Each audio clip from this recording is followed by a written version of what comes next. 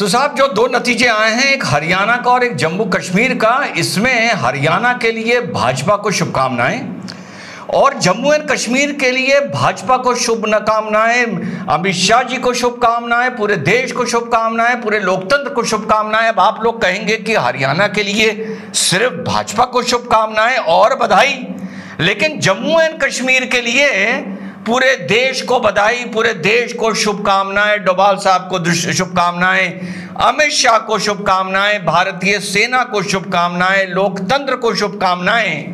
तो मैं ये फर्क क्यों कर रहा हूं? आप लोग की नजर जिस वक्त हरियाणा के चुनाव पर थी, इस पूरे दौर में वैसे तो मैं विदेश यात्रा कर रहा था, इजराइल हिजबुल्लाह में ज्यादा व्यस्त था, लेकिन मेरी नजर सिर्फ और सिर्फ जम्मू एंड कश्मीर पर थी। और हां, फारूक अब्दुल्ला को भी शुभकामनाएं और उमर अब्दुल्ला को भी शुभकामनाएं। तो इन दोनों में हरियाणा पे मेरी नजर नहीं थी, जम्मू एंड कश्मीर में थी। क्यों बताऊंगा? जम्मू एंड कश्मीर में थी। और हरियाणा के जो नतीजे आए हैं ये चौंकाने वाले भी हैं, लेकिन भाजपा हैट्रिक कई राज्यों में अक्सर मार चुकी है।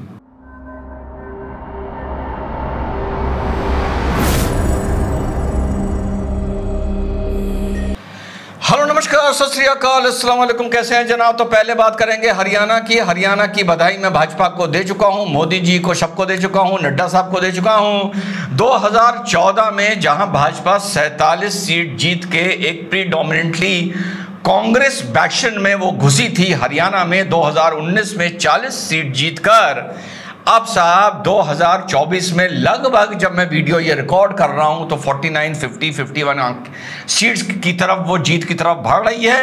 अगर 2014 में जब वो 47 सीट जीत के लाई थी, अगर वो 47 भी मेंटेन करती है तो ये बहुत बड़ी उपलब्धि होगी। गुजरात में भी भाजपा 3 बार हैट्रिक कर चुकी है, उससे ज्यादा कर चुकी है, मध्य प्रदेश में कर चुकी है, और हरियाणा मुझसे 2-3 दिन पहले, क्योंकि मैं चुनाव को ज्यादा फॉलो नहीं कर रहा था, न्यूज़पेपर ज्यादा रिपोर्ट्स एडिटोरियल इसके बारे में नहीं पढ़ रहा था, 3-4 दिन पहले मुझसे इनबॉक्स किसी ने पूछा कि रिजवान सर आपको हरियाणा में क्या लगता है? मैंने कहा हरियाणा में मुझे लगता है भाजपा हार रही है।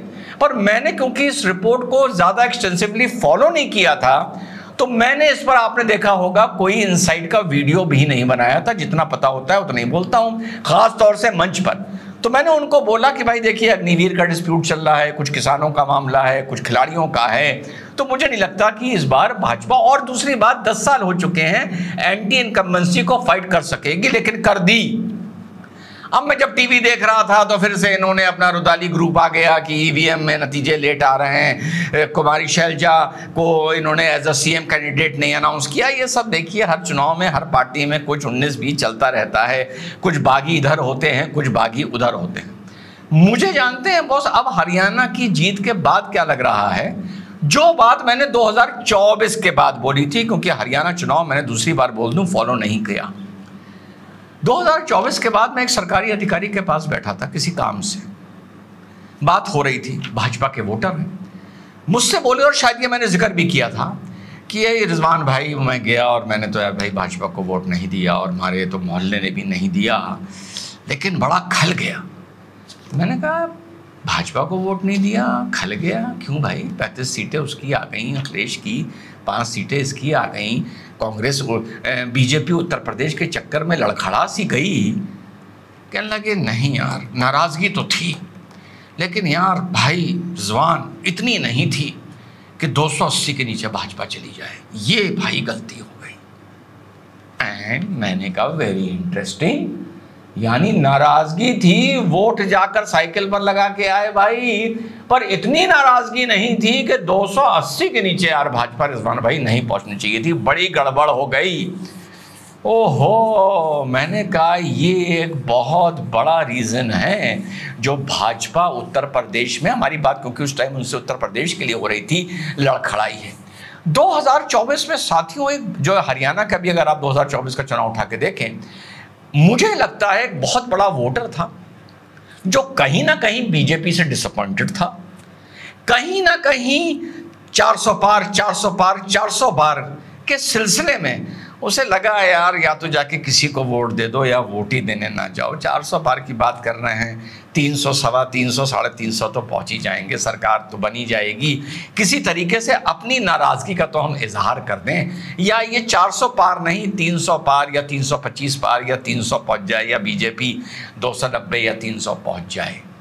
यानी एक वोटर था जो भाजपा से डिसअपॉइंट होके या नाराज होके या तो किसी और को वोट दे आया था गुस्से में, अपनेपन में किसी दूसरे को वोट दे आया था नाराजगी में, या वोट देने ही नहीं गया था, साइलेंट वोटर। तो हरियाणा को चुनाव में जहां पर सीएम कैंडिडेट को हुड्डा साहब को माना जा रहा था और इधर नॉन जाट का थ्योरी चल रही थी, तो शायद पूरा नॉन जाट वोट एक जगह कंसोलिडेट कर गया। ये सारा विश्लेषण में नतीजे आने के बाद का आपको अपना बता रहा हूं। 24 में जो अधिकारी से मेरी बात हुई थी वो सत्य है। चुनाव से पहले मैंने हरियाणा चुनाव पर कोई भी विश्लेषण नहीं किया था, इसलिए मैं आज ये भी नहीं बोल सकता कि जैसा मैंने बताया था देखो वैसा ही हुआ। तो ये बात तो है हरियाणा की भाजपा को लाख लाख शुभकामनाएं। लेकिन मैं फॉलो कर रहा था जम्मू एंड कश्मीर का चुनाव, और इस पर मैंने एक वीडियो भी बनाया था कि क्या इतिहास दोहराएगा 1987 टू 2024।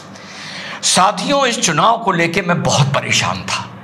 परेशान इस मारे था क्योंकि जमाते इस्लामी, उनका पड़ोसी, उनका आका, जो इंजीनियर राशिद की पार्टी बनके उभरी आवामी इत्तेहाद पार्टी, जिस तरह से इंजीनियर राशिद को प्रचार करने का मौका मिला, जिस तरह से 2024 में इंजीनियर राशिद ने अब्दुल्ला को हराया, उमर अब्दुल्ला को, तो मुझे बिल्कुल ऐसा लग रहा था कि 1987 का इतिहास दोहराया जा रहा है। हमारे पड़ोसी मुल्क ने, जमाते इस्लामी ने, अवामी इत्तेहाद पार्टी ने अपनी स्ट्रेटजी बदल दी है। उन्हें लग रहा है हम फौज से तो नहीं जीत सकते, तो विधानसभा के अंदर घुस के लोकतंत्र का सहारा लेके, संविधान का सहारा लेके विधानसभा में घुसो और अंदर से इस विधानसभा को या कश्मीर की जमहूरियत को और डेमोक्रेसी को धीरे धीरे खत्म करो।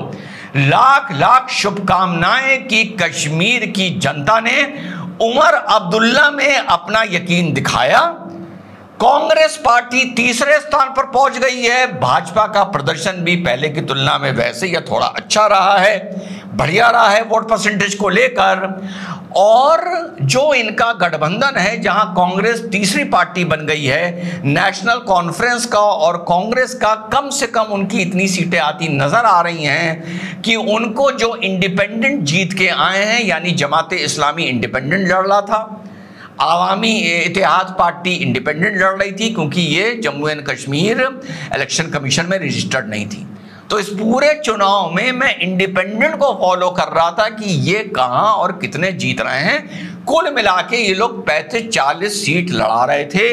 मैं फिंगर्स क्रॉस करके बस अल्लाह अल्लाह करके बैठा था कि भाई 1987 की तरह वो नज़ारा ना देखने को मिले कि इनके 25-30 आदमी जीतकर अंदर पहुंच जाएं और जो सरकार बने वो इनकी मदद से, इनके कोलिशन में बने। 370 की लड़ाई पूरी धरी की धरी रह जाती। आज का ये जो नतीजा रिजवान अहमद के लिए आया है हरियाणा और जम्मू एंड कश्मीर का, हरियाणा का प्योर एक पॉलिटिकल नजरिया है। जो जीतता है वो कभी हार भी सकता है।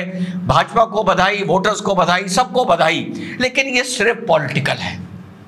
लेकिन जम्मू एंड कश्मीर का जो नतीजा आया है, जबकि वहां पर नेशनल कॉन्फ्रेंस का मुख्यमंत्री बनने जा रहा है, तब भी ठीक है भाई, तब भी ठीक है। ये वो जो 1987 का मुझे दौर याद है, ये जमाते इस्लामी और एआई, ये अवामी इत्तेहाद पार्टी मिलके शायद 2 या 3 विधायक जिता पा रहे हैं। कोलिजन में इनकी जरूरत नहीं है, ये फेल हो चुके हैं। और ये जो जम्मू एंड कश्मीर का नतीजा आया है, जिसको मैं फॉलो कर रहा था, ये देश को बधाई है, लोकतंत्र को बधाई है, मोदी जी, अमित शाह, डोभाल साहब को बधाई है। फिंगर्स मेरी क्रॉस थी। शुक्र है जो मेरा डर था वो गलत साबित हुआ। शुक्र है जो मेरा डर था वो गलत साबित हुआ और जम्मू एंड कश्मीर में जमहूरियत और लोकतंत्र जीत गया।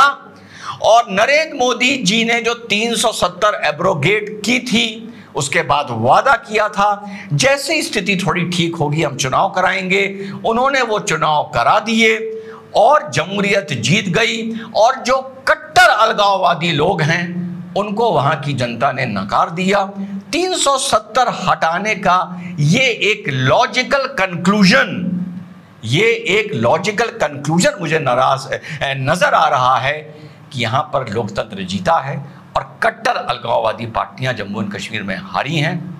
एक बार नरेंद्र मोदी जी को 370 हटाने के लिए और उसको चुनाव कराकर जमहूरियत को जिंदा कर कर और वहाँ पर फाइनली वहाँ की जनता ने जो अलगाववाद को हराया है, पुनः उनके लिए लाख लाख शुभकामनाएं, बधाई। जम्मू एंड कश्मीर का चुनाव पूरे भारत के लिए बहुत इंपॉर्टेंट था, हरियाणा का चुनाव एक राज्य के लिए बहुत इंपॉर्टेंट था। जय हिंद, वंदे मातरम, खुदा हाफिज।